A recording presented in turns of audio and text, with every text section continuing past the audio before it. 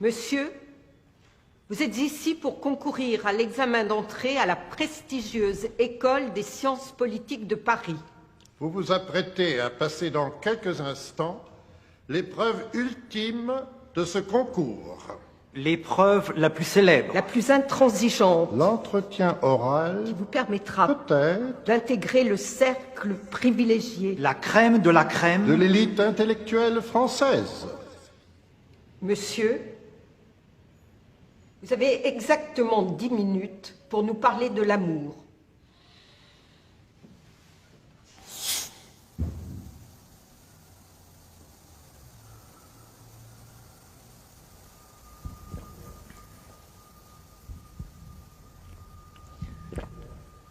Excusez-moi.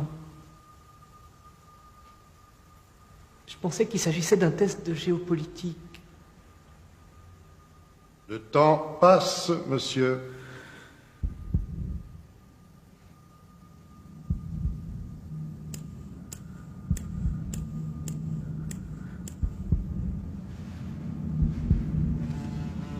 Le temps passe.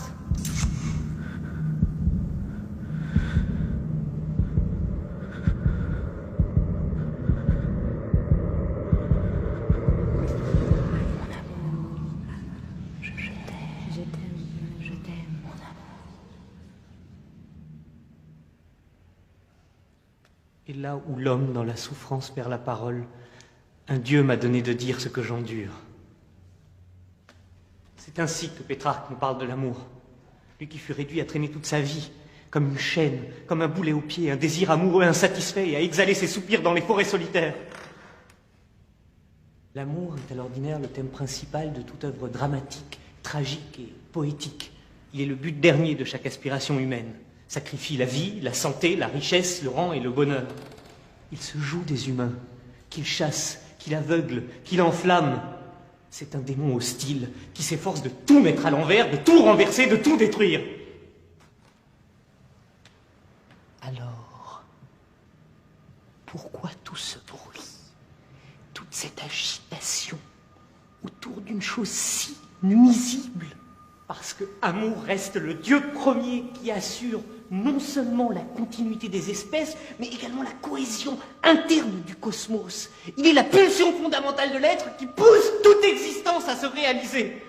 Il tend à surmonter, à assimiler des forces différentes, à les intégrer dans une même unité. L'amour est la recherche d'un centre unificateur, mais qui permet à l'humain de réaliser la synthèse dynamique de ses virtualités.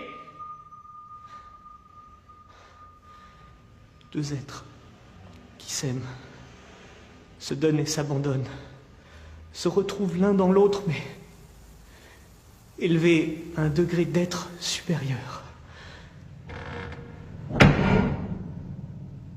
Monsieur, le temps qui vous était imparti est maintenant écoulé. L'entretien se termine donc.